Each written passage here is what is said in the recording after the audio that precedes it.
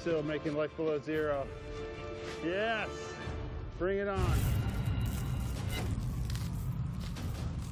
Agnes Hailstone became famous all around the world in 2013 when she appeared in the highly acclaimed award-winning documentary TV series by BBC Studios that airs on National Geographic channel entitled Life Below Zero.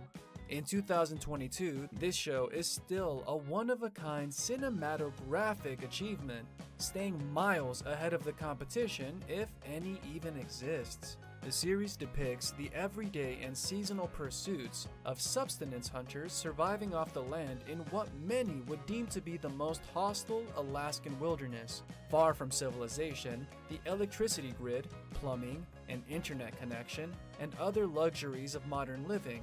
The idea for the show had been around for a long time, but used to be logistically impossible maintaining a film crew in abject isolation. It follows 7 different stories at once, showing how different hunters employ varying methods to stay afloat throughout the year's harshest months. Sue Aikens is the show's protagonist in a way, a lone woman living in the Kavik River camp, which has only one resident. There's also the Hailstone power couple, of whom Agnes is definitely more revered. Glenn Villeneuve, Jesse Holmes, Andy Bassick, Eric and Martha May Salatan, and Rico DeWild make up the remainder of the main cast. Life Below Zero is by all means a fantastic visual experience, tailored carefully by a veteran crew in abysmal filming conditions. Of course, such efforts didn't go unnoticed. The show has 8 Primetime Emmy Awards and 8 more nominations. It won its first in 2015 in the Outstanding Cinematography for a Reality Program category, and again every year from 2018 to 2022. In 2017, it also won the award in the Outstanding Picture Editing for an Unstructured Reality Program category. One very particular fact about Agnes Hailstone is that she has literally never crossed Alaska's borders, as well as that she is the only cast member who belongs to the Inupiat native population. Together with the Inuits and the Yupiks, the Inupiats represent the 3 subarctic ethnic groups. This is to say that Agnes's ancestors have been living the same way for thousands of years, which makes her daily routine much more natural to follow compared to the other cast members. Alongside her husband Chip Hailstone and their 5 children, Agnes lives within a family of 7. It's a strange concept for the contemporary mind to grasp that children could be raised in such unforgiving conditions, but with a closer look, it becomes clear just how different the Hailstone youngsters are. For example, all of their children receive some sort of hunting aid on their birthdays, ranging from traps to actual firearms with live rounds. They're taught how to earn their livelihood very early on, and can often be seen helping their parents around the house, sometimes even during hunts. It's particularly easy for Agnes to teach her daughters the wild path, as she was raised the exact same way. Idik Tak, their oldest daughter, already has a child of her own, a son named Wade who was born in 2016. Kitan and Carolyn are both now of adult age, while Mary is still in high school, and Tinmiak is young as well. The married couple and almost all of their daughters live together right on the bank of the Kobuk River in Norvik, which is where the two met in 1988. It took them an entire 10 years and one failed marriage on Agnes's side to finally tie the knot. And it's due to this former romance that Hailstone has 2 grown-up sons, Douglas Jake Carter and Jonathan Carter, of whom the former moved out years ago to pursue his own career.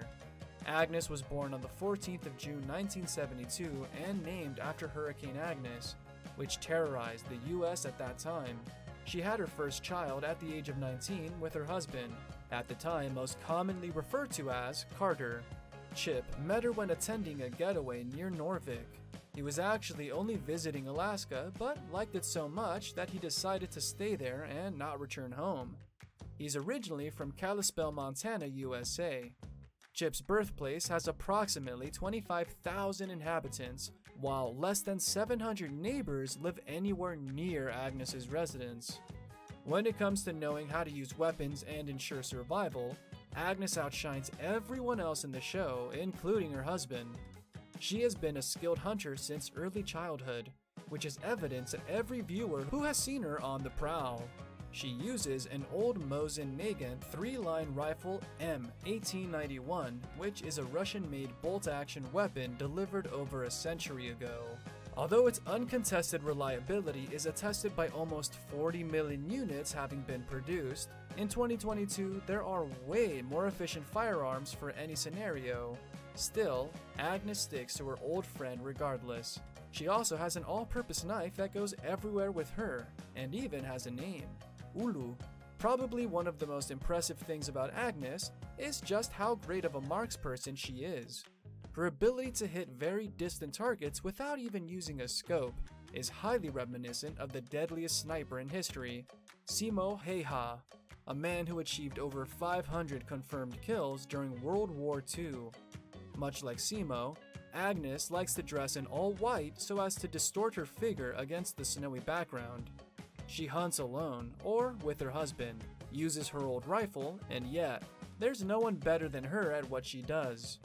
One instance where her skill shone brilliantly was when the couple were hunting a muskox. It was her first time going for this particular beast, so Chip was there to assist her. Still, it was Agnes who took the shot, and even though she missed the first time, the second bullet struck with deadly accuracy and quickly pacified the animal. Interestingly, every new fan will notice the unconventional tattoo Agnes has on her chin, in the form of 4 vertical lines, the inner of which are thicker. In Inupiat culture, this bodily marking means that she's ready to face the wilderness and survive. She obtained hers as a mere teenager. When interviewed by the crew of National Geographic about their survival routines, Chip said the way the folks have done things here for thousands of years works. The Inupiat figured out 10,000 years ago just what materials are best for what particular use, at what particular time of the year, and we just follow that pattern. One of the things that this statement implies is that the family will go out of their way to find predators too, as their fur can be extremely beneficial. Agnes is seen taking a single shot at a running wolf after a lengthy chase with a snowmobile. The animal is so far away when she fires the Mosin Nagant that the camera can't even spot it. Nevertheless, it's a bullseye. She takes out her trusty knife and begins to skin the carcass, primarily slitting the animal's throat, explaining, "My mom taught me how to free the souls of hunters, animals that hunt. You have to free their soul, and just pretty much cut their throat so their spirit can be lifted and go try again." Pretty much respect for the animal. The couple explain what they will use the wolf's body for, adding that the teeth make pretty looking charms when lined on a string. Chip added, "We thank the wolf for the kindness of taking his skin. I'm gonna make use of what this guy is. The fur is a necessary survival item, and that's really important here, especially at 40-50 below. Most people see riverbanks in the spring and summer as just that, scenery. However, for the unstoppable Alaskan duo, this means a lot more. They explain that what they're doing is called mammoth tusk hunting," Agnes said. "This is the time of the year when you can actually walk down the beach and find things like a $10,000 piece of tusk, or a really nice tooth." Chip further clarified, "We call it scouting. We're looking for nice chunks of wood, nice pieces of bone, anything we can make artwork out of." In the video, they were actually lucky enough to find a massive mammoth tusk, which Agnes explained could later sell for as much as a few $1,000s, depending on the customer's orders, and what she makes out of the crude piece they unearthed. The discipline known as ugruk hunting is restricted to Alaskan natives only. Agnes chose her son John and daughter Tinmiak to perform the activity that particular time. Her son quickly spotted and shot the ugruk, which is a young bearded seal. Agnes explained how they immediately separate the blubber from the meat when opening the carcass, as they both serve important purposes. She said, "Now that we're done cutting up all the blubber and making tight strips like this, all we do is put this on the porch. In a couple of days, it should be from blubber to oil." While most survivalists use oil for cooking or greasing, the Hailstones actually preserve it to flavor their meals. According to Agnes, when we render down the blubber, we use it as oil when we dip our frozen or fried foods in. and that's usually a real delicacy, and it gives us energy. So, pretty much anything goes with seal oil up here. Edward v. Chip Hailstone has been the subject of rumor and controversy among fans for a long time. Many have doubted the real reasons as to why he stayed in Alaska, though there's nothing of substance to support these suspicions. However, there was a significant incident, the impact of which also affected the TV series itself. Chip was suddenly gone from the show's 10th season, without the audience being notified as to why. That's because the production team had every reason to stay hush-hush about it. Chip had a run-in with the law. Chip was sentenced to 15 months of prison in July 2017 after being found guilty on 2 counts of perjury, as well as making false statements to the authorities. 4 years prior, Chip accused an Alaskan police officer of physically assaulting Tinniak, the family's eldest daughter. She was a minor at the time, which had serious implications for the officer. The Hailstone patriarch once also claimed that a local from Norvik threatened his daughter with a pointed rifle, following a disagreement with her stepbrother. While both of these situations sound alarming, Chip failed to produce video evidence or witnesses for either claim, and the only person who ended up in court was himself. He lost the case and was initially sentenced to 3 years, but appealed and the sentence was halved. Chip has been optimistic since its release, showing appreciation for his family and great relief at finally returning to the real world. He said, "I've got real rifles in my hand. I'm back to being my old self. I'm going to have a good time because I missed out on this last year." Agnes also gave her 2 cents on the matter, saying, "The last 10 months have been pretty long and sad with Chip being gone. Food didn't taste good, coffee didn't taste good, but I got through it. I had my daughters with me, and they've actually gone from walking behind me to walking by my side and hunting with me." She ended with, "We survived, we've improved, and now we're just a lot stronger." What this meant in the show is that Agnes had to take care of all of the hunting while the rest of the family did the chores she usually does around the house.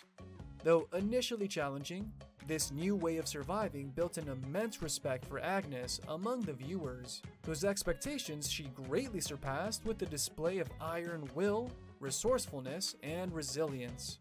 Life Below Zero is still going full steam in 2022, with the 20th season expected to rear its head in the northern autumn of 2023. As per the customary release times of the show, having been in almost every single episode of the series to date, only a few less than Sue herself, Agnes is bound to remain in the spotlight for as long as National Geographic continues its venture into the wild. Thank you for spending some time with us. Make sure to like and subscribe so you never miss another video. We also handpicked these videos which we recommend you watch next. You can talk to us on all social medias or ask a question in the comments below. Thank you for being with us, and we'll see you back tomorrow.